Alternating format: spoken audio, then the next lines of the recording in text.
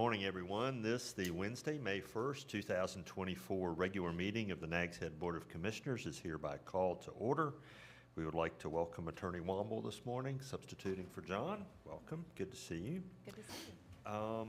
This morning, as we have a moment of silence, I want to note that earlier this week in Charlotte, North Carolina, Charlotte-Mecklenburg Officer Iyer, U.S. Marshal Weeks, North Carolina Department of Adult Corrections Officers Peloche and Elliott were killed while attempting to serve warrants. 4 other officers were injured. So as we take a few moments of silence this morning, let's lift up them and their families.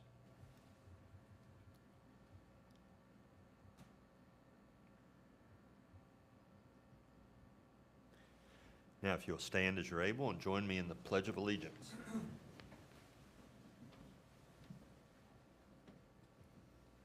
I pledge allegiance to the flag of the United States of America and to the republic for which it stands, one nation, under God, indivisible, with liberty and justice for all.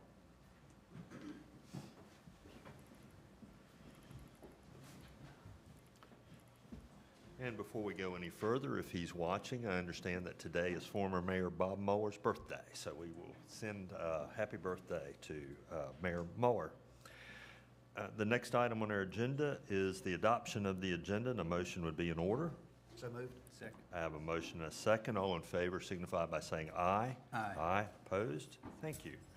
That brings us to recognitions, and we will call first on Amy Miller.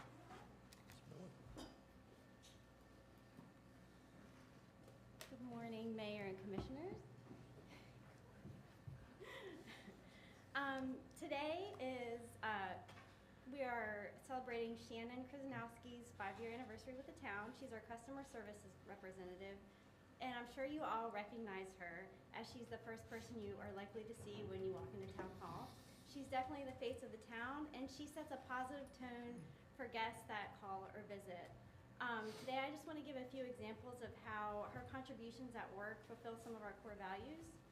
Attitude is key, and we are community stewards. These speak to how important we emphasize customer service and making sure all our guests have a positive experience in dealing with the town. Shannon understands how positivity is critical to our success. But even before we developed our internal values, she walked the walk, as dealing with people just really came naturally to her. Customer service, courtesy, and politeness are some of her best traits. She really is a people person, and she does love working with people. She always has a smile for you when she sees you, and she's good at listening in order to help.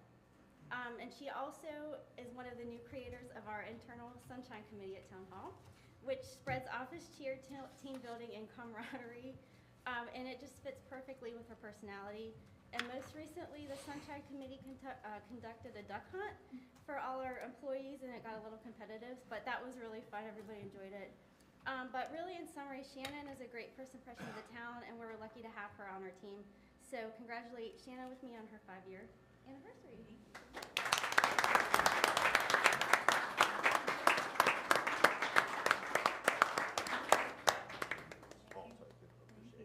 you. Yeah.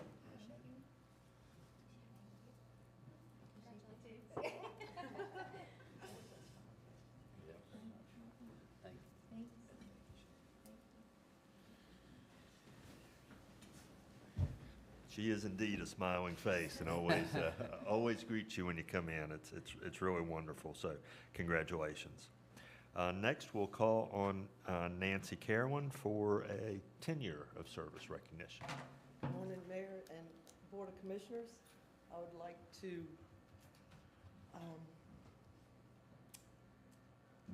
introduce Pete Welcome, 10 years of service.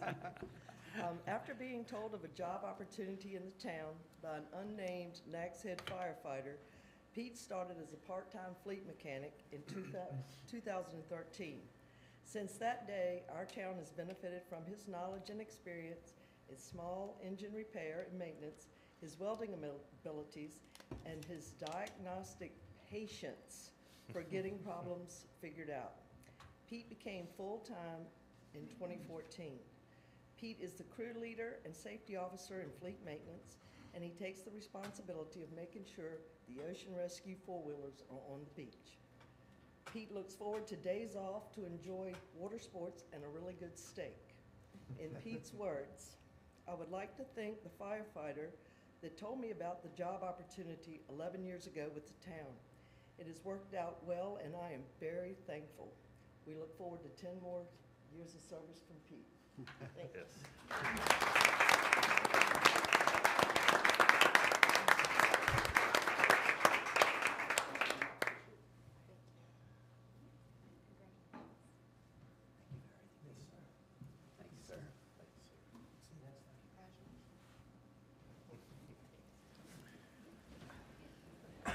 We are likewise grateful to Pete and to that firefighter, whoever that was. So everybody keeps spreading the word on Nags Head being a great place to work. And Nancy's going to stay in place for a major recognition this morning. This morning, Janice Farmer for 25 years. I'd like to recognize Janice for her 25 years of service. Janice is a crew leader and the safety officer in facilities maintenance. She has a Class A CDL license and is certified as an LPP septic systems operator, pesticide applicator. She is also certified in OSHA scaffolding and electrical maintenance and safety. Wow. She is the go-to person for knowledge about all of the town's facilities. Janice volunteers during special events and helps things go smoothly. She is always looking for ways to help out even before being asked.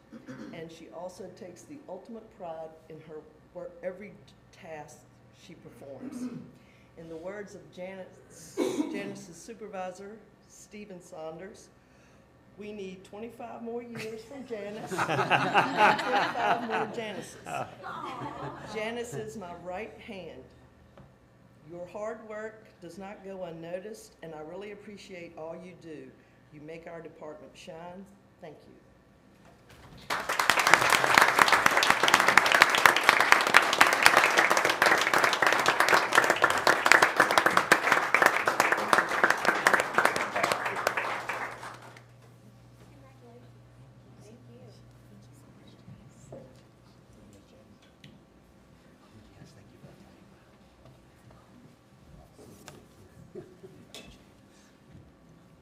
We'll ask the commissioners to come around, and Janice, if you'll stay up so that we can we want a picture with you.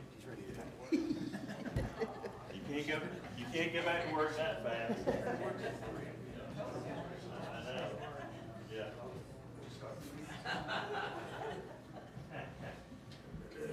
So we have a certificate of appreciation for you for 25 years.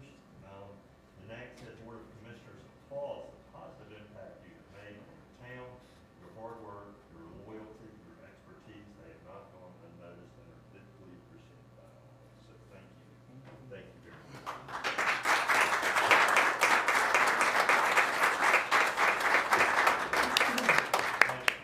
25 years earned you the right to speak, so you can say whatever you want. It's been a pleasure working here, and hopefully I'll be around for a little while longer. But I work with a great group of people at Public Services, and I love my job. And thank y'all for looking out for us. I appreciate it. You're very welcome. Thank you.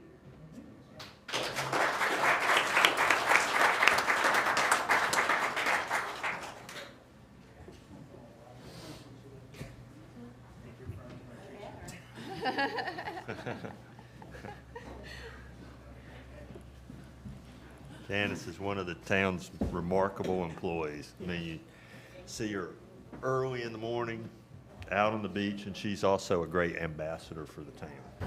People in the town know her. I mean, they Yeah, know her they by Oh, name, yeah. too. Yeah. Oh, yeah. Oh, I saw her out on the beach the other day and talked to her. Yeah, it's great. So, wonderful. The next item on our agenda is a proclamation for National Police Officers Week. May, I don't know if any of our officers wish to speak this morning, but I'm going to read the proclamation, and then if you'd like to, Chief, if you'd like to say a word after that, that would be appropriate. Thank you. A proclamation for National Police Week. Whereas the Congress and President of the United States have designated May 15th as Peace Officers Memorial Day and the week in which May 15th falls as National Police Week. And whereas the members of the Nags Head Police Department play an essential role in safeguarding the rights and freedoms of the residents and visitors of the town of Nags Head.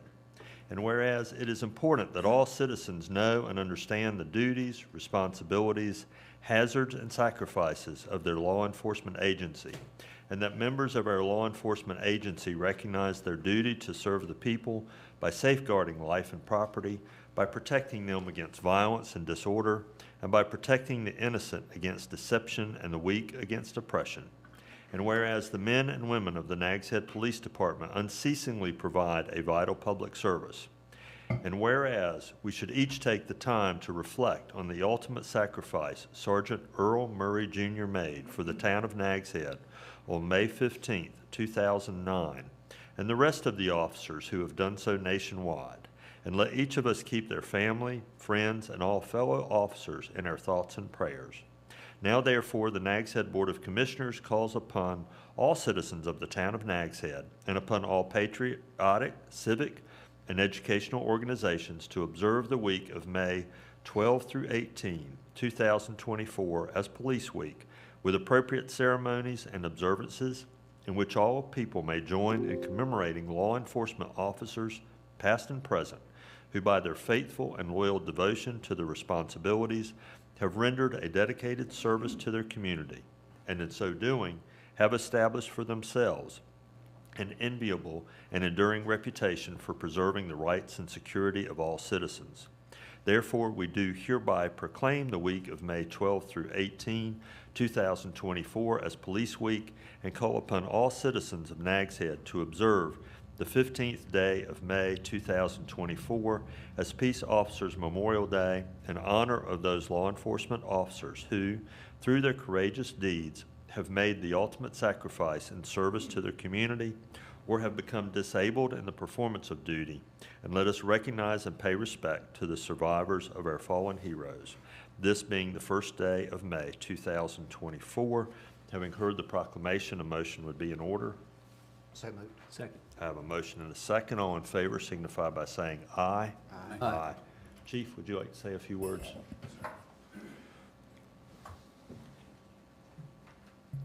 Thank you for that, Mr. Mayor. This week is extremely important to us here. When we check on duty, we don't know what's going to bring that day or that evening.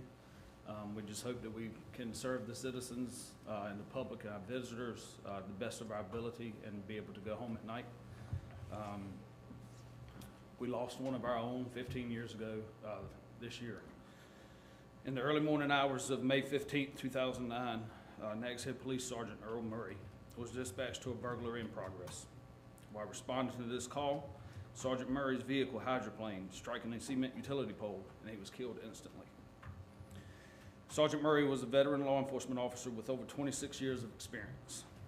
He loved being a cop, and he truly believed in the age-old code of do unto others as you would have them do unto you. Sergeant Murray left behind a wife, Kim, and his two daughters, Sammy Jo and Paige. The town of Nags Head lost a dedicated and generous police officer. His family lost a loving father and husband, but we all lost a true friend. This year, as I stated, marks the 15-year anniversary of Sergeant Murray's passing. As mentioned earlier, May 15th is dedicated as Police Officers Memorial Day, but this day holds an extra special place in our hearts because of Sergeant Murray's passing. During that week, the department will be sending 2 officers to be with the Murray family in D.C. to honor him in the nation's capital, alongside thousands of other law enforcement officers. We look forward to attending this event each year to be with the family to continue showing the support for the ultimate sacrifice that Sergeant Murray gave while serving the town of Nags Head. I ask each of you to keep the Murray family in your thoughts and prayers and remember them as this 15-year anniversary of his untimely death approaches. For those of us that knew Earl personally, I will end it with this. Dadgummit. Thank you, Your Chief. Honor. Thank you, Chief. You know, we recognized at the moment of silence those officers who lost their lives and were injured earlier this week, and their families. And you know, you guys do go to work every day, and you never know what may happen. And so we all have a duty, I think, to think of y'all as you're out there doing your work. It's kind of remarkable that you know it's a lesser thing, but at virtually the same time that shooting was happening in Charlotte, we had 2 fires back to back in Nags Head.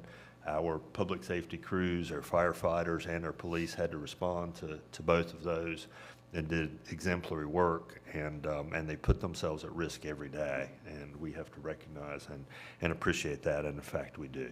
So thank you very much. That brings us to public comment, and I will turn this over to Attorney Womble. Thank you, Mr. Mayor. I did notice on the printed agenda at the table that John Leidy's name was listed there. However, he did not prepare me to manage the public comment. So I guess I would ask if there's anybody who has signed up for public comment. And if you have, please come to the podium, state your name, your address, and I'm not certain if you guys have a time limit, but usually there is a timer that will run, and when it expires, please limit your comment. Thank you. Thank you. Good morning, Mayor and Commissioners. My name is Debbie Swick. I am from Southern Shores, address 59 Deer Path Lane if you need it. Thank you. And the creator of Band Balloon Releases NC. I am so pleased and thrilled to see both the resolution and ordinance up for consideration on your agenda. This is a movement that is growing slowly. I do you know, I am so blessed and fortunate to be able to speak at town councils. I will be addressing the Dare County Commissioners next week. While it is being taken care of by a senator on the larger scale, I am doing the town by town that I can, you know, find time for. Sadly, balloons are something that we need to relearn and reappreciate and re-educate people with. Putting a ban on releases is going to save not only wildlife, but it is going to eliminate an awful lot of litter. I do ask that you do consider, as well as no releases permitted, that you do put a restriction on tied balloons outdoors, on signage, on storefronts, on porches. Those do break free and cause a debris in the ocean as well.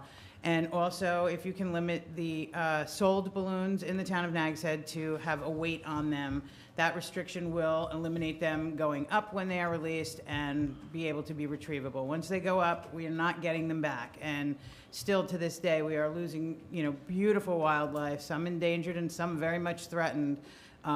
We are losing whales at an astronomical rate, and it is all, every death is due to human impact. So I thank you so very, very much for putting this on your agenda. I ask that you give an ordinance. Resolutions are wonderful, but ordinances, you know, stop people from doing this. So thank you very, very much. Thank you. Is there anyone else signed up or anyone who cares to give a public comment? I think that is it, Mr. Okay, Mayor. you got lucky. It was easy I this did. morning. All right, very good. That brings us next to the consent agenda, which you have before you, and a motion would be in order. So moved. I have a motion. Do I have a second? Second. I have a motion and a second. All those in favor signify by saying aye. Aye. Opposed? Thank you. That brings us to reports and recommendations from the Planning Board and Planning and Development Director, and we'll call on the Director Wyatt.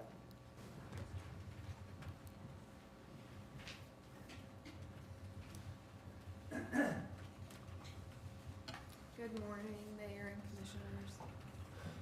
I don't have too much for you this morning. I'll try to go through this pretty quickly.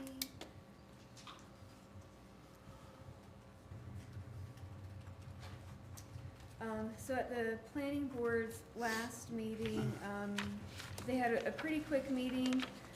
From that, there's 2 items that were on your consent agenda for your approval for public hearing at your next meeting, and that's related to LED digital signage for gas stations and prohibiting parking on septic areas.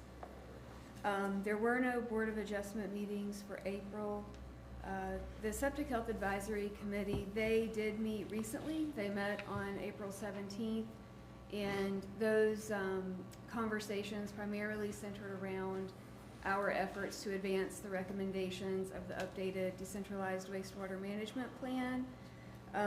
Right now, that includes purchasing a GPS unit so that we can start locating all the septic systems within the town and having that on an interactive map. So that's going to take a while, but that's something that's pretty exciting. We're also trying to develop some type of platform or a tool that we can take all of the information that we're receiving from our groundwater loggers and our water quality loggers to compile that into something that we can analyze and see trends and move forward with some education there. The EV action plan, I was actually just going to skip over this, but I wanted to say that when we were acknowledging Janice Farmer earlier for her 25 years, I think it was her, when we were about to start boring the electric for the EV chargers, and she was like, oh, there's geothermal there. You don't need to be doing that. So it took Janice 25 years here to know the history and know exactly where everything's located and where we can and can't do a boring. So that was very helpful. Sand relocation, so that's wrapped up. As of today, there should no longer be any equipment out there on the beach. We had probably a little bit over 280 applications this year, which it's just steadily climbing every year that we do it. And about 360,000 of the 400,000 that was allocated for stabilization has been allocated thus far. So I imagine we're going to reach that 400 pretty quickly because we're still receiving those daily. The Outer Banks Hazard Mitigation Plan update. We do have a planning committee. We discussed that at the last meeting. They met on April 22nd just to kick off, learn about what the update's going to look like, sort of the timeline on that, and Commissioner Lambert was part of that as well. So. And Dowdy Park events, obviously summer's near, so all the events are starting to ramp up.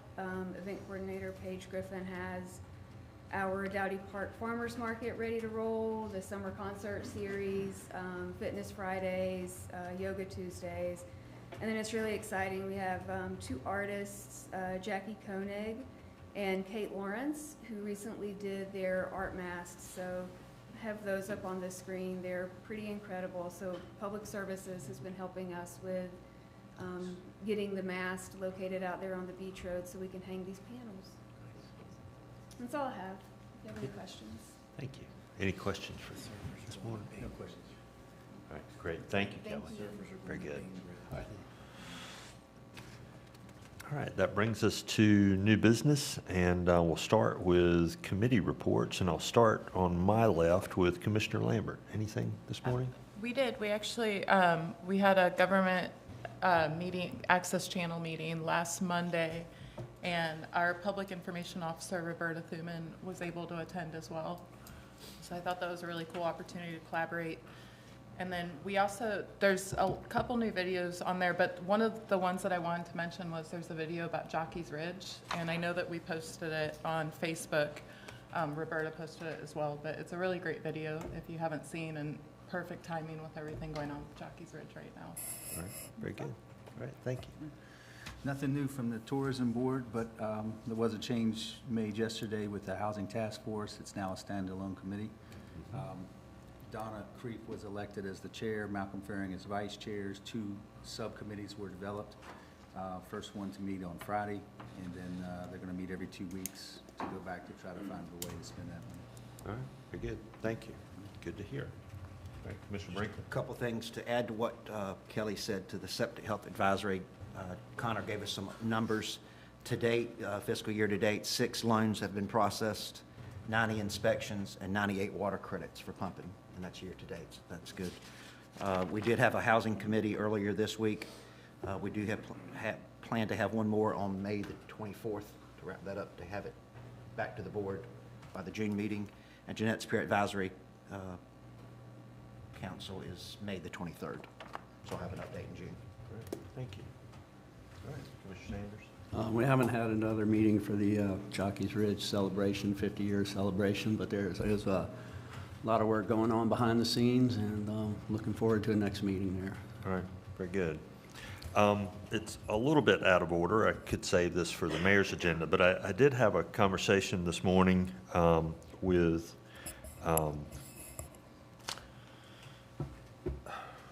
the chair of the board of Jockey's Ridge, and Senator Bobby Hanig has proposed legislation which has passed committee and will be considered in the short session, which would, it's a three-part bill, but the essential part of the bill that relates to Jockey's Ridge, it would restore the original protections that were written in the 1970s until such time as the Coastal Resources Commission and the Rules Review Commission agree on language otherwise. So that's good. That's good to hear and good progress there. And I will see Senator Hanig tomorrow, and I will express his thanks for that. Our thanks for that effort. That brings us to consideration of appointment or reappointment to boards and committees. We have two committees, the Fireman's Relief Fund Board and the Arts and Culture Committee. With the Fireman's Relief Fund, Rose Lay's term expires May 24th. She is interested in being reappointed. And at Arts and Culture, the terms of Jenny Flowers and Samantha Walk expire in June, and they are both interested in being reappointed. So a discussion or a motion would be in order. For one or both? I think, let's do both. I think we can do Okay. both. I make the motion to reappoint those in seats for both the Fireman's Relief Fund Board and the Arts and Cultural Committee. Okay, thank you. Do I have a second? Any further discussion? We appreciate their service, and hearing nothing further, all those in favor signify by saying aye. Aye. Opposed? Thank you. That brings us to a discussion of changes to the town code involving release of balloons. And Andy, you're going to speak to this? Sure, that's fine, yes. So obviously at a previous meeting, the Board of Commissioners requested that we bring back an ordinance related to balloon releases. And obviously this was something that was born out of comments we received from Ms. Swick in particular. The board asked that we present an ordinance that would make it unlawful to knowingly or intentionally release balloons on town-owned property or on public trust areas such as the beach or waters of the state. So that's what this ordinance does. It's probably more practical for the town to be able to enforce this ordinance in that manner. Certainly when we issue permits for people to use our facilities, we can certainly notify people about this ordinance, and that will probably be one of the most effective ways to enforce it. In addition, we can notify the wedding association and a lot of those folks about this, and hopefully, given the fact that Nags Head is doing this and on the other towns as well, that it will start to catch on and become sort of public knowledge, kind of like the tents. Okay. Yes. Good. So I do want to say one thing. John Leidy did give me some comments, and I didn't know if, Lauren, you were going to say this or not, but. That's fine, go ahead. I don't mind either way. Well, in the ordinance in section B2, he had a clarification. I did share this with Carolyn. He wanted to say that hot air balloons that are controlled by an operator on board or on ground and are recovered after launching. He wanted to see if we could include that language. Right. And with that said, the ordinance is being presented for your consideration, and obviously there's a resolution that goes along with that. Okay. I think probably we should, in this case, adopt the resolution and the ordinance separately. They're really kind of separate actions.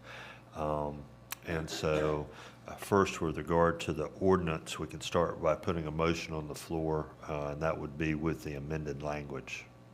Sure. Motion that we approve as presented with the amended language on B2. Okay, thank you. Do I have a second? Second.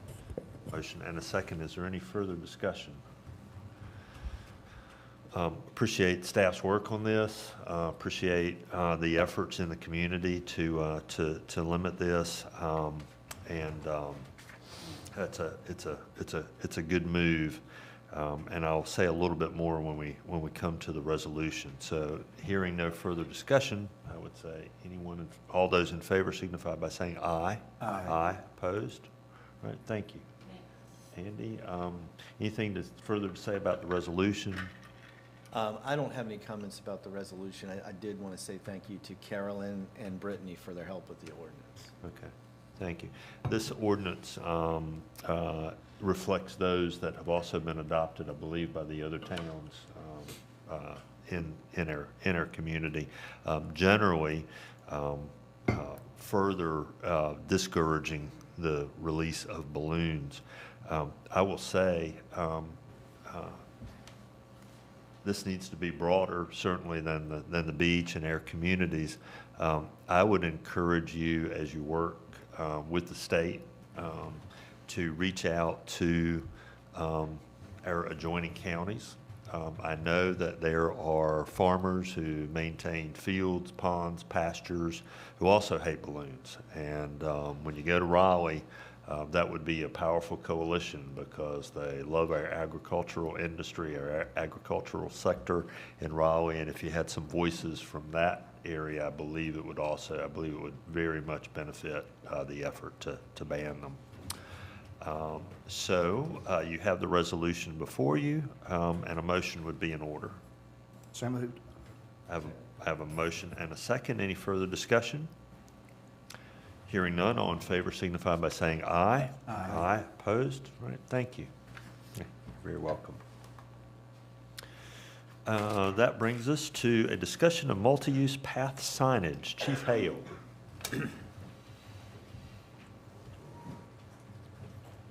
Morning again, Mr. Mayor and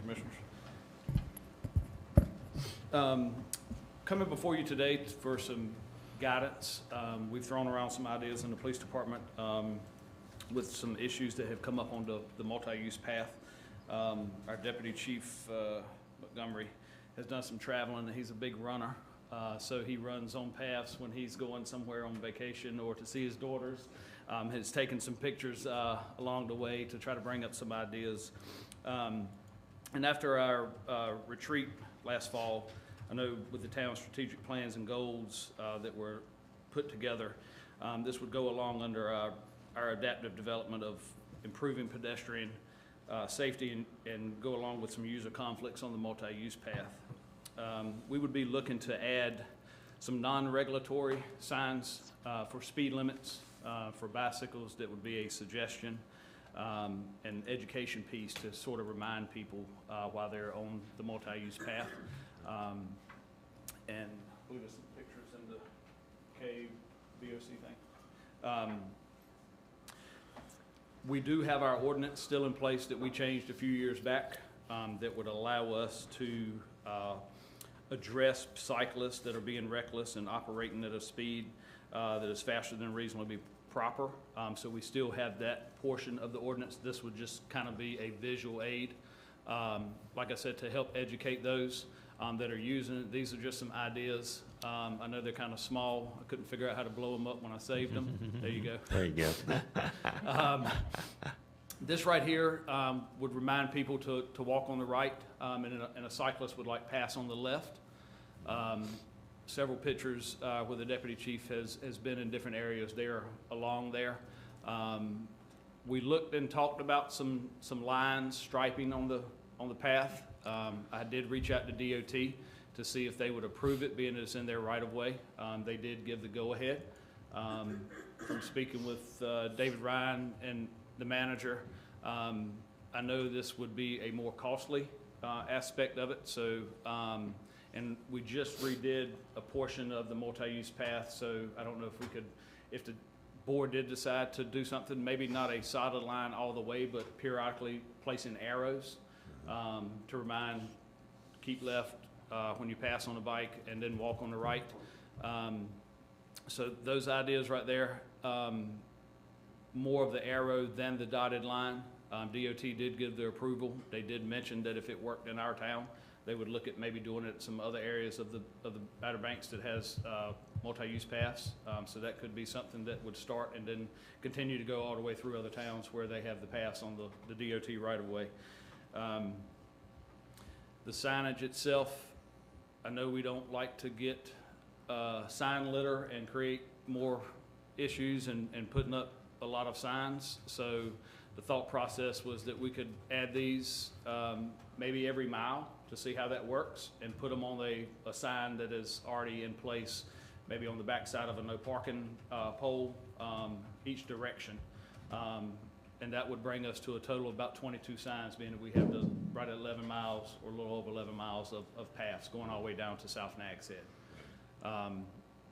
The speed limit and the keep right, left, I think would be a good start, but I'm open for suggestions, or if y'all would like to see something different, we can go back to the drawing board and figure it out. If y'all have any questions of it, or Okay, questions, Bob? No questions, no. No questions. No. You know, I don't do as much running as I used to do, but I've done a lot of running on the multi-use path, and it is frustrating, you know, it's frustrating to have to put up signs to ask people to do what seems like should be common sense in Well, terms of keeping to the right. agreed. But that's what all rules are about. That's true. I would say two things about this. I would encourage more pavement marking than signage. Yeah, I mean, just in terms of sort of the town, I mean, I realize some things you can't do on the pavement, but you know, the markings, the arrows, and even the speed limit could be painted on the pavement. I would consider taking one of our older pieces of pavement in a high traffic area and experimenting with it and seeing if we could observe whether we got better behavior with the markings before we put them on the new pavement. Okay.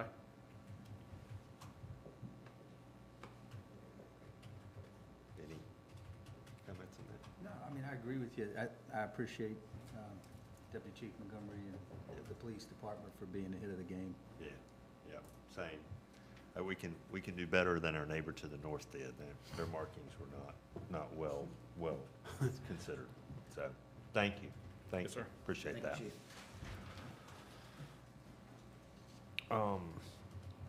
Chief. Next is Nancy will come back to talk about security dash cameras and sanitation vehicles. Good morning again.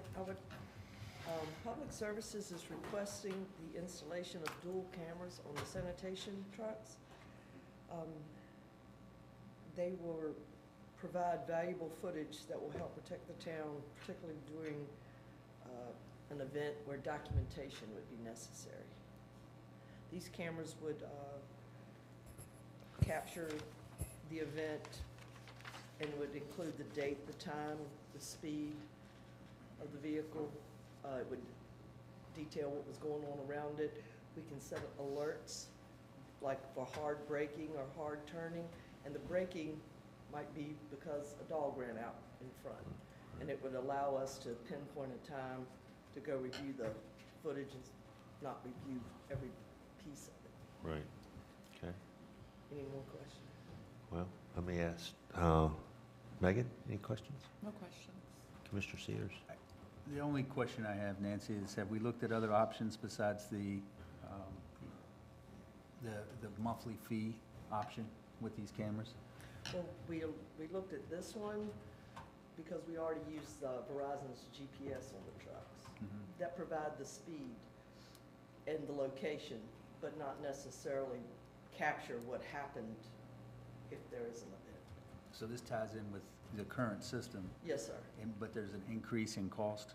Yes, sir, because we're adding 2 cameras per truck, one inside and one outside. Yes, plus the monitoring. That's more information than we received. Okay. All right. Thank you. Commissioner Branson? Good idea. Could help to protect us. Yeah. Thank you. Okay. Commissioner Sanders? I don't have any questions. I just, Okay, all right, thank you. Let me ask, is this a motion that needs to be made? Yes. Okay, I'd like to make a motion to approve as presented.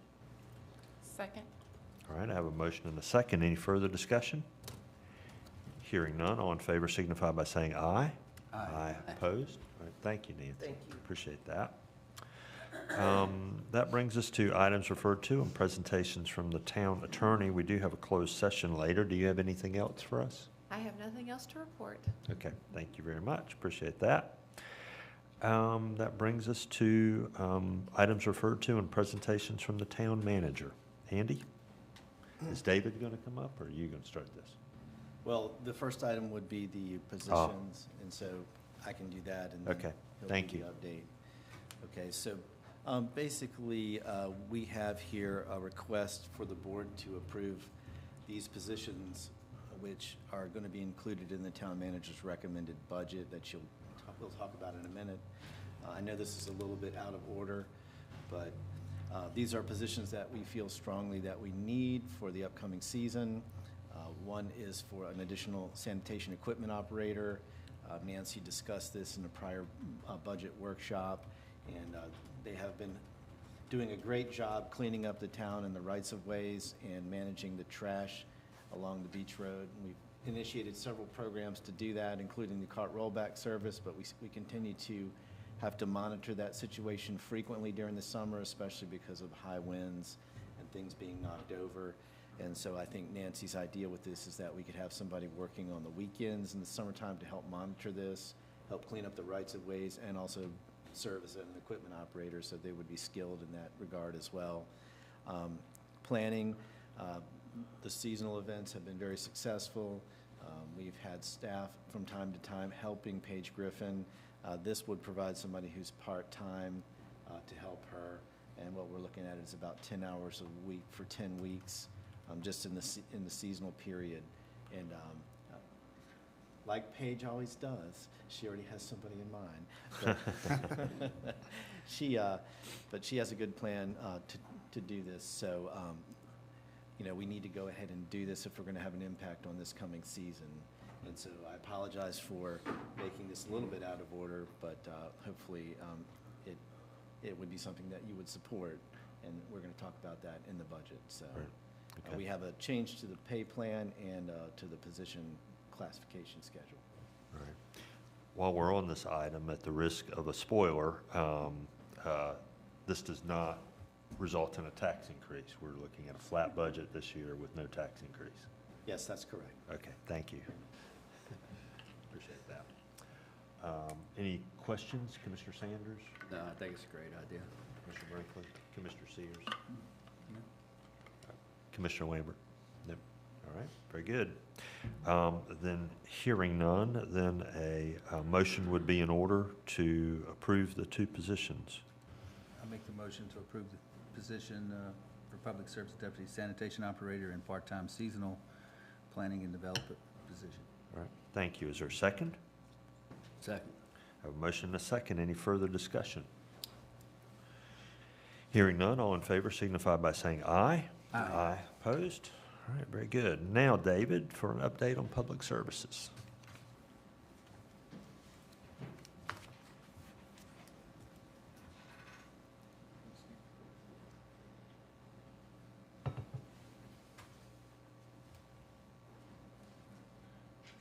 Good morning, Mayor and Commissioners. All right, so this month has represented a significant amount of work up at the Public Services Complex. What I have up on the screen is an exhibit that we have been using to go ahead and track progress along the way. I've got some different colors this month. What I have is in the purplish color, that represents buildings under construction. In the orange color, that represents site work that is either nearing completion or has been completed. And the green represents buildings that are nearly complete with construction. So the way that this is laid out with this aerial view, on the right-hand side is the administration building and our recycling center. And then to the left is where our main public services complex is located. And we've got 4 buildings on the left-hand side of the page to consist of the water distribution building, a new equipment building, a new vehicular storage building, and a combined fleet maintenance, facilities maintenance, and sanitation building. So we'll start off on the right-hand side of the page, just show some photos. Let me back up here real quick. Okay, this is where we were last month with the exterior construction of the building. We had a couple photos on the interior. This is the conference room. You can see there were some ceiling tiles that had still yet to be installed. The flooring had yet to be installed. And this is our lobby area. Again, a work in progress. Where we currently are is for the exterior of the building, we've got the pavers installed, the striping installed, some of the exterior signage completed. And this is on the north side of the building. You can see it's nearly in its finished state with the railings in place, all the siding and trim in place, the gutter downspouts installed. And this is a view from the rear of the site. This is taken from the drop-off area for our recycling center, looking back towards the west, toward the building, and you can see that this ramp and this drop-off area is nearly complete with bollards installed and just some additional minor work to be completed in and around the rear of the building. Yesterday marked the day that we installed some furniture over there at our new administration building. This is a look at the current state of the conference room. You can see the conference room table was installed. The blinds have been installed. All of the ceiling tiles have been finished off. You can't see it from this view, but there's also a TV that has been installed on the very northern face of the wall within the conference room. These are some pictures of some of the offices that have been finished off. This is actually Nancy's office right here with the furniture installed. And you can see that the restrooms, this is a shower that's installed in one of the restrooms. All the tiling is complete, and these rooms have been finished off and are almost ready for use. This is a picture of our training room. You can see the monitor has been installed up on the wall. Some of the AV equipment has been installed. And then right next door to this is the break room. All the cabinetry has been installed, and the appliances delivered and just ready for installation. So a lot of progress made on the administration building here over the course of the past month. And I'll talk about schedule here once we do a review of all the various buildings.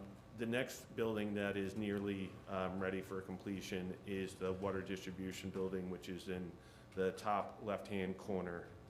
And let me go back to where we were last month. Last month, this is a photo taken of the exterior of the building. It looked nearly complete with the windows installed, the garage doors installed. And here's a picture taken here within the past week. Not a whole lot of difference. That's because the focus of the work has been on the interior of the building. The flooring has been installed, as well as the cabinetry here in the break room that you see up there on the monitor. You can see the offices. The walls have been painted, the flooring installed, as well as some of the blinds have been installed, so getting very close. And then this is looking out into the shop area. A lot of the overhead utility work is currently being finished off. There's also exterior utility connections that are currently in progress, as well as startup of the HVAC system. So another building that is getting very close to occupancy. Staying over here on the left-hand side of the page, we've got the equipment building. This is a photo taken from last month. This was taken here recently. Again, it doesn't look like a lot has occurred here, with a lot of the focus being on the other buildings, the administration and water distribution, to finish those off. But here are some recent pictures. The garage door has now been installed. They're using this as a temporary staging area for some of their equipment for the other buildings. And you can see that a lot of the interior work, which not a lot is going on in this building as far as utilities and extra finishes. This is more utilitarian in nature, but these are just some photos of the work that has been completed to date.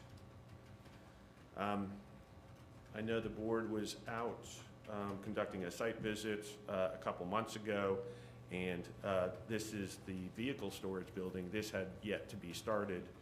This is a photo that was taken last month, and this is the progress that we've seen over the past 30 days.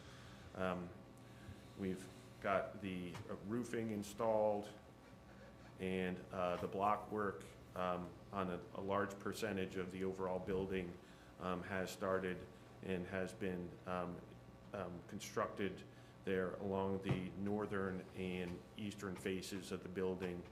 Here's a photo taken from the north, looking back towards this facility. So a lot of progress has been made on this building over the past 30 days. And lastly, we have the combined fleet facilities and sanitation building. This is a photo that was taken last month. This is where we are this month. Again, not a whole lot of difference on the exterior, but we'll focus on a lot of the interior work. This is in the facilities maintenance bays. You can see there's a lot of overhead utilities that have been installed. The concrete slab has been poured, and the garage doors installed in this area.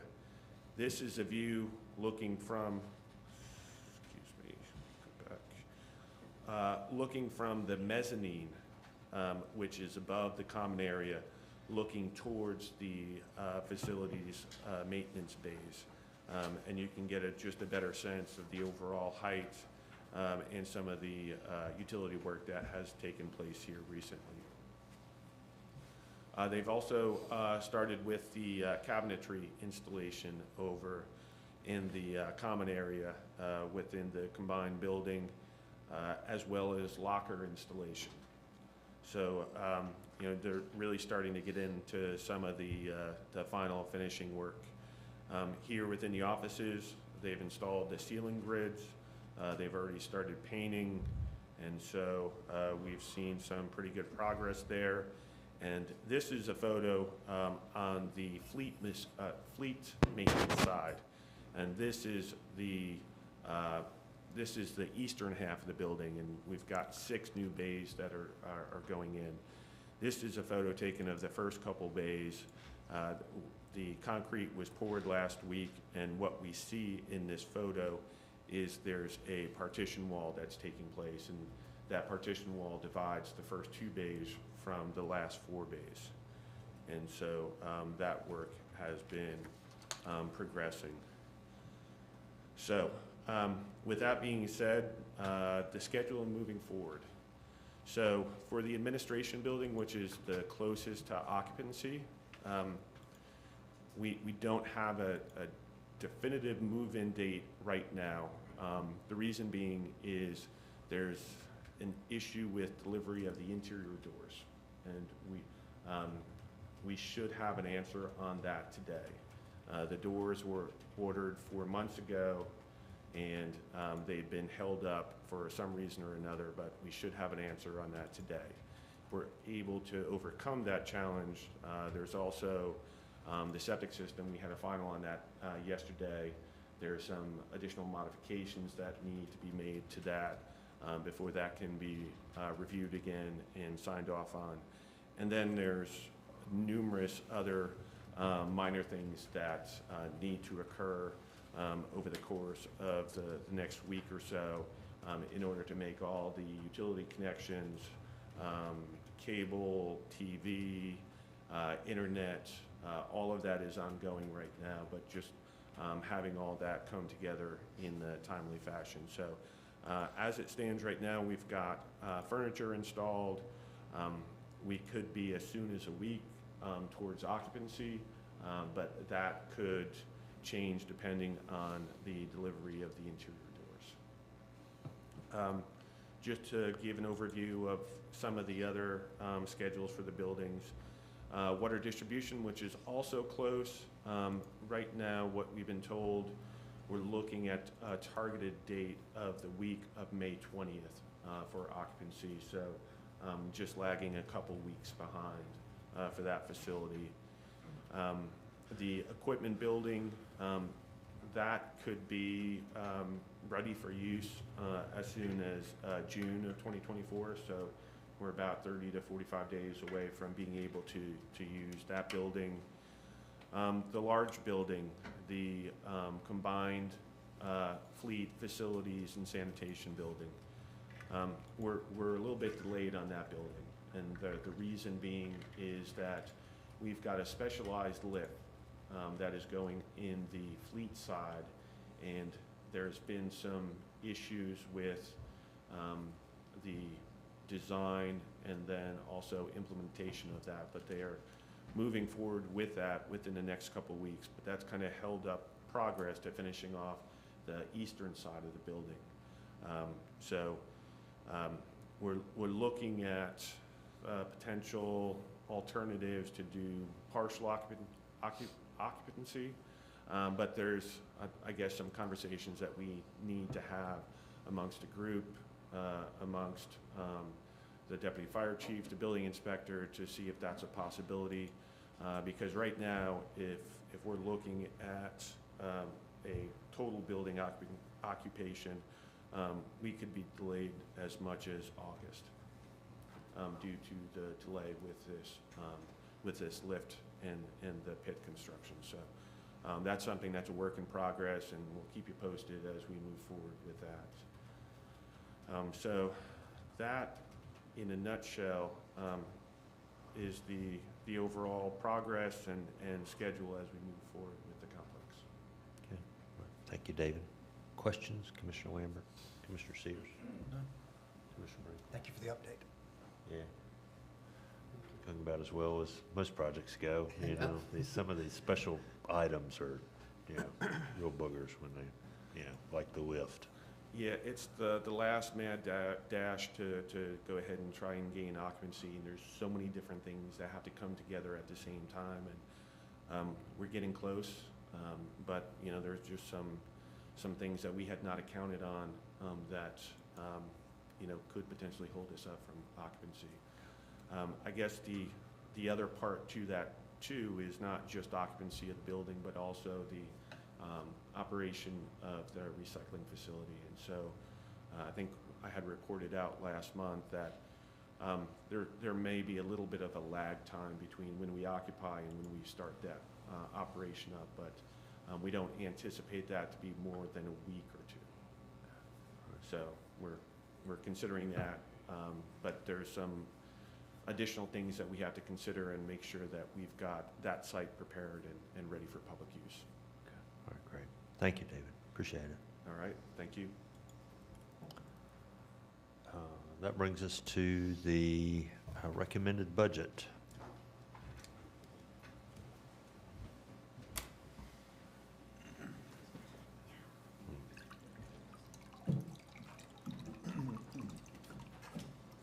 I'll say to the board in lieu of a break, if you need to get up and get up. Yeah, that's fine. Just gonna give you the budget.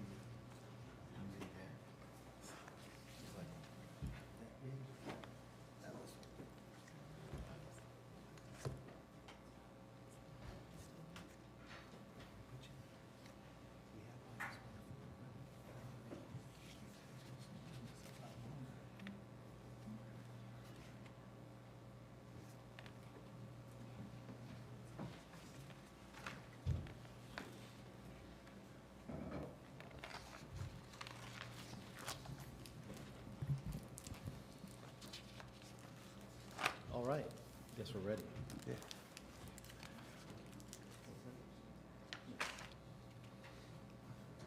All right, so obviously, we have today the presentation of our fiscal year 2024-25 recommended budget. We've certainly been working on this for several months now. Certainly not just myself, but a great team of folks that have been working on it. We certainly appreciate the opportunity to present it to the board and to the Nags Head community. As you know, Nags Head is a great place to live and visit. This didn't happen by chance. It's the result of decades of thoughtful decision-making by individuals who care deeply about this town, including this board. They set the course for us, and we're always working to continue this legacy. Obviously, at a minimum, do no harm. But last summer, the town completed a community-wide survey to receive feedback on our services and our town's future priorities. In the fall, the Board of Commissioners, this group, including Renee Cahoon, gathered and developed a strategic plan that has now been published. The community survey results and the strategic plan are both on the town's website, and I would encourage anybody to look at those documents. Obviously, after we completed the strategic plan, we initiated the budget process. To date, the board has held 2 workshops, and we've discussed budget priorities and capital items. This helps us put together, hopefully, a budget document that's more in line with what you expect, and that hopefully requires less modification moving forward. Since the budget and the strategic planning processes are multi-year efforts, I want to just cover briefly some of the things that have happened over the last few years. In FY23, the board created the town's capital investment fund, which provided dedicated resources to fund capital projects, provided a mechanism to reduce reliance on financing capital items. It was this year that the town received its first bond rating, and we financed the public services complex and our smart water meters. We also began construction of the public services complex. In FY 2024, we continued construction of this complex. As David mentioned, we're nearing completion of 2 of the buildings, administration and water distribution, and we'll be occupying those buildings in the next few weeks. We've also installed the infrastructure for our smart water meter systems, and the installation of those meters has now begun. The FY 2024 included a pretty significant tax increase for the town of Nags Head, 4.25 cents, and a 12.3% water rate increase. Obviously, the board had acknowledged at the time that this was necessary to fund these major projects, but it was something that was desperately needed, and so everybody agreed to proceed. Now we're here in FY 24-25. This is the 3rd year using our capital investment fund. This budget continues to implement the direction provided by the town's Board of Commissioners, and including the efforts from the previous strategic plans and also from the community survey and strategic plan the board just completed. For FY 24-25, we're recommending a balanced budget with no modifications to any of the town's tax or water rates. I'll say that again, no modification to any of the town's tax or water rates. The budget continues with an aggressive approach to implementing maintenance plans for infrastructure and replacement schedules for equipment. It also includes targeted facility improvements and upgrades to Nags Head's quality of life and to respond to community needs. There's also a concerted focus on the town's workforce, including a series of recommended total awards initiatives that holistically consider how to make Nags Head a great place to work. The town's goal is to effectively recruit, retain, and train employees to provide an environment where they can do their best work. So some highlights of this budget include we are now working on a town hall and fire station master plan. The board initiated this back in December. We have been working with the county to try to come up with a plan for an EMS station and also for a future Fire Station 16 replacement. Obviously, when you look at these 2 properties, what's here and across the street, anything that we do will have an effect on everything else that we do. And we also need to consider what our future needs might be for these 2 complexes. And so we decided to move forward with a master plan That has not been finalized yet, but we're working on that, and hopefully we'll finalize that in the next few months. So this budget does include funding the initial recommendation from that plan. We've been talking for several years about ocean rescue housing. We are finally trying to move forward with something that would accommodate housing for about a third of our ocean rescue staff. This would be located on the site of the former Outer Banks Medical Center, which is hosting the community care clinic, but there's also available space on the eastern side of the property that we may be able to do something here for our ocean rescue staff. In FY '24, we started working on a fire staffing working group to do a staffing analysis for the department. We were looking at the standards provided by the National Fire Protection Association, as well as our local climate and conditions and operating conditions. To partially fund this group's recommendation, we're proposing to increase the part-time pool funding by $27,000 for a total of roughly $50,000 to fund a part-time pool of firefighters. And this would help us increase our staffing levels at Station 16, particularly during the period between Memorial Day and Labor Day, which is when we receive our highest volume of calls. In the future years, we're going to continue to look at this recommendation from the working group and see how we can best implement that. Infrastructure, we recently paved a 1-mile section of the Beach Road multi-use path from Epstein to Lakeside. Next year, we would be looking at spending the grant funds we received previously to do a larger portion of the path. Our goal would be to rehabilitate the path between Lakeside and Whalebone Junction, as well as going from Epstein to Dune Street. Obviously, this would be as funds permit, but we do plan to do a larger section of the path next year. And following years after that, we would do all the way to 8th Street. For new sidewalks, and the board is aware of this, we talked about doing West Bay Meadow and West Windjammer Drive in Northridge. We're going to be using grant funds we received from the Golden Leaf Foundation to provide drainage system upgrades on South Memorial. And we're also going to pave South Memorial from Bittern Street to 8th Street and do some of the side streets in the area. We're also going to be providing asbestos cement waterline replacements in that area and paving Gannett Lane. We did switch some of the paving funds this current year. Originally, we were going to do this section, but we decided to do Old Nags Head Place since we were doing the drainage project there. So that's what we're doing. Old Nags Head Place paving is underway right now and it's supposed to be wrapping up in the next couple of days. Additionally, this fall, we're hoping to begin construction of a fairly major drainage project in South Nags Head on Old Oregon Road, for which we received about $3 million of grant funds for previously. With regards to some public safety initiatives, police has got 2 projects in the CIP. One is to provide alternate power for the traffic signals in the town. So then if we have an outage, we can go and hook up generators to those and have them operate. In that situation, it does create a huge burden on our police staff to have to maintain those signals if they're down. So we're also looking at trying to partner with the Outer Banks Visitors Bureau and NCDOT to put a pedestrian signal at the Soundside event site. Would alleviate the need to have a traffic pedestrian crossing guard manned all the time during events, and that would certainly help our staff. With respect to the beach, obviously the town completed its beach nourishment master plan this past year. We are looking at our next project in the summer of 2027. Planning for that would begin roughly in 2025. That would allow for permitting, bidding, and financing to occur. We would also recommend doing nourishment in 6-year intervals per the plan, and vegetative sprigging and other stabilization would be included in all future projects. And we would also propose to continue with our sand relocation and dune stabilization program, the grant program that we've had for several years. Currently, we're replacing the beach walkovers at Loggerhead and Governor, and in FY25, we'd be looking at Holden Street and Juncos.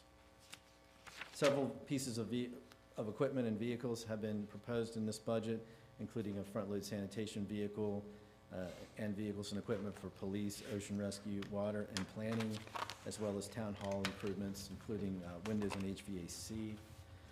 As I mentioned previously, employees, our greatest asset. We continue to recommend a strategy to help our employees and improve our work environment and culture. For this coming year, we're recommending a 4% cost of living adjustment. This considers the January CPI as well as maintaining competitiveness with other local agencies. We're continuing with our in-grade increases to allow for movement in our pay ranges, and we've budgeted an additional 1% to allow for a new performance-based merit program, which the board discussed at the retreat. We are continuing with funding for our career progression programs and 5% contribution to 401K. For staffing and organizational changes, as you just approved, the sanitation equipment operator and the part-time person for planning, we appreciate that. And we also included the $27,000 for the part-time pool for firefighters. That is the extent of our staffing and organizational recommendations for the coming year. Grants, obviously grants has been a big focus in the last few years. We have almost $5 million in grant funding for FY25. We're also applying for more to address infrastructure and board initiatives. We have an estuarine shoreline management plan that we completed a few years ago, and we're looking to try and implement some of the recommendations for that. We've applied for grant funding to implement 3 of the pilot sites, including the Harvey Sound Access and Event Site, Soundside Road, and Villa Dunes Drive. We're looking at grant funding for Junco Street and June Street beach access improvements. We're going to try to apply for grants for engineering and design of our next beach nourishment project. We're looking at applying a conservation easement on the town-owned property around the Fresh Pond, 250 acres roughly, and we would be applying for a grant to pay for the value of that conservation easement. We're looking at a cybersecurity grant to improve our enterprise resource planning financial software, which is Tyler Technologies. Stormwater infrastructure improvements along Wrightsville from Bonnet to Bainbridge. That would be Project Area 4 and one of our previous stormwater CIPs, looking for Lassie grants for that. And then obviously we're going to apply for grants for the sidewalks that we just discussed in our CIP. So that is the highlight of our budget. I'm sorry it was fairly long-winded. I would like to express the utmost gratitude to our staff who developed the budget and assisted throughout the process. Specifically, I need to name Amy Miller, our Deputy Town Manager and Finance Officer, for her hard work on this. Deputy Finance Director Brooke Norris, Roberta Thuman, our Public Information Officer, Jan Mielke, our Human Resources Director, and all of our department heads, staff, town engineer, office assistants, managers. Everybody's involved in this process. It's a team effort, and I really appreciate everybody's help.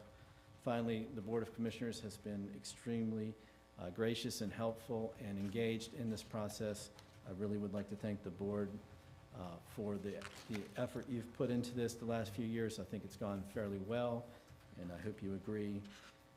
With that said, I know we were talking about a budget workshop on the 15th.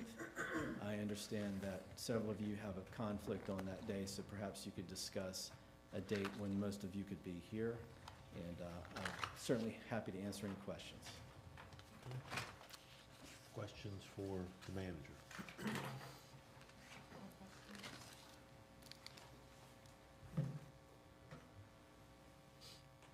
All right. Thank you. I hear none. Andy, thank you.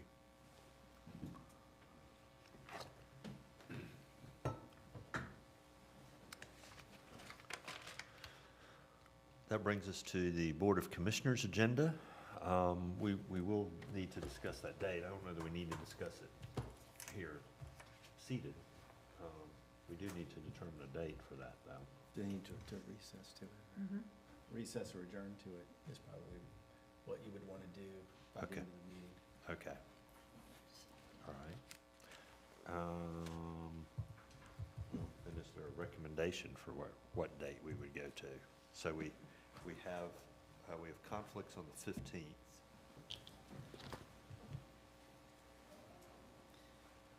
I spoke with most of you yesterday, and we talked about the week of the 20th. It seemed like the 21st, which is a Tuesday, could be a day when most of you could be here. I know the mayor said the 22nd he would not be here.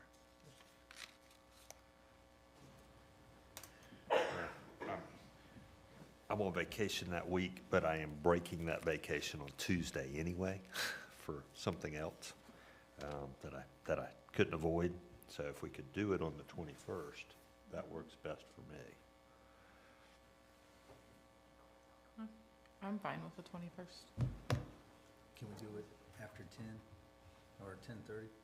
I don't see why not. Huh? No? I mean, we got No, I mean, a task force meeting on we can the 21st, or I can show up late, one of the two. whatever time works for the board. Is 10:30 okay with everybody? 10:30? 10:30? 10:30 on the 21st? The planning board is meeting here on the 21st.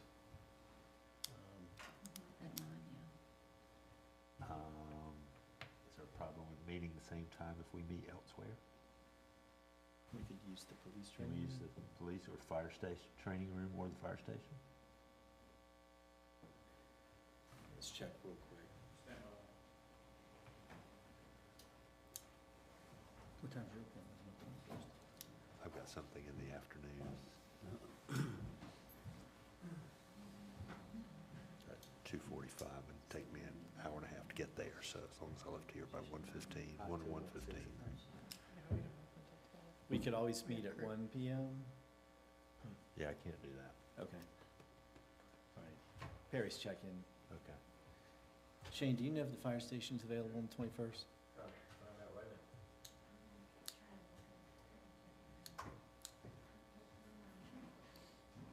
10:30. Meet at my house.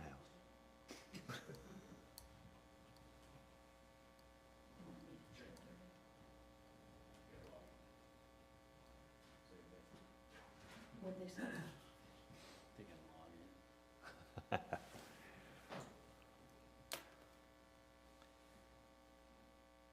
While they are doing that, let's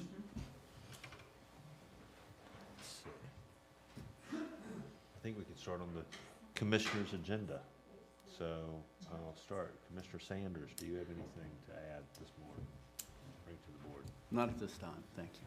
Commissioner Brink? Just real quickly, I know you and I both had an opportunity to talk to the fire chief and deputy fire chief on their excellent job that was done at the fires. To me, looking, just knowing how hard the wind was blowing, I thought it was a challenging condition. The fire chief said it's actually favorable to push it out offshore. But thank you to you and your mutual aid partners and to the police department for the excellent work in saving those structures. Thank you.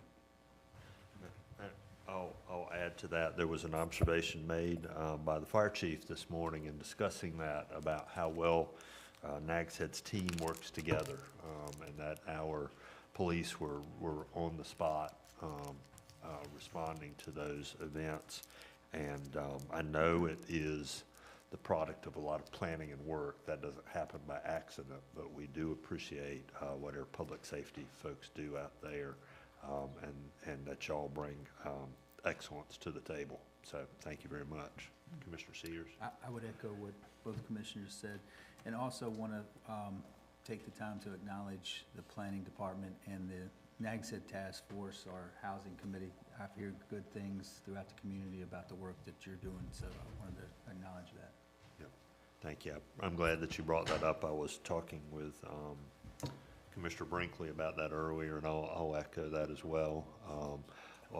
Not particular to not knowledgeable about the details of the discussions, having assigned it to that group, understanding that that group is doing excellent work and making good progress. So thank you.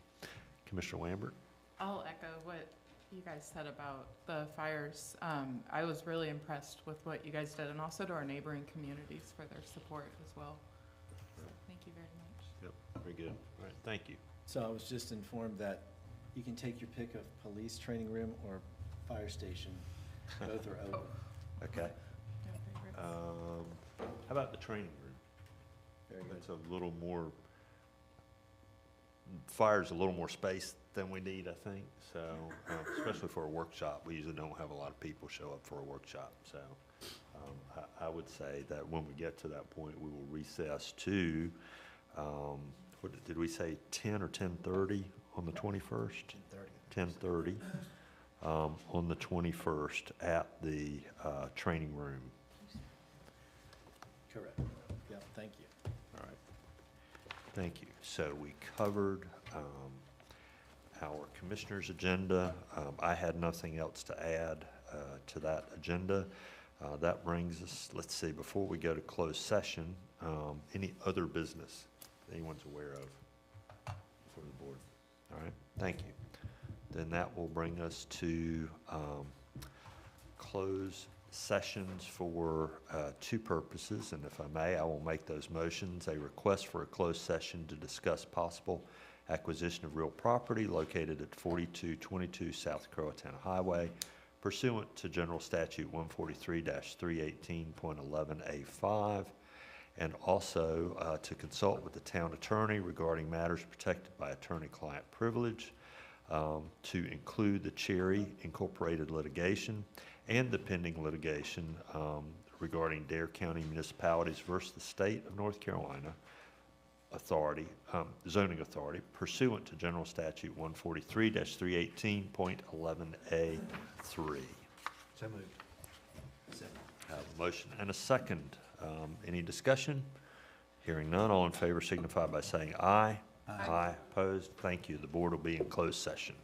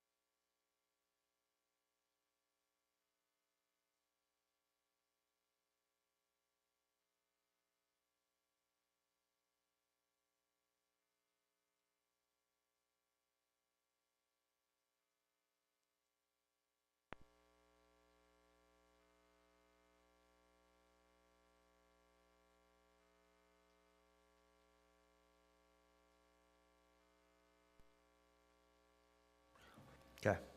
All right, the board has returned to open session. Is there, could we report out? Attorney Womble, could you report from the closed session? Yes, attorney advised the board regarding the matters. We went into closed session and there was no action taken. Very good, thank you. We already checked for other business, so a motion to recess to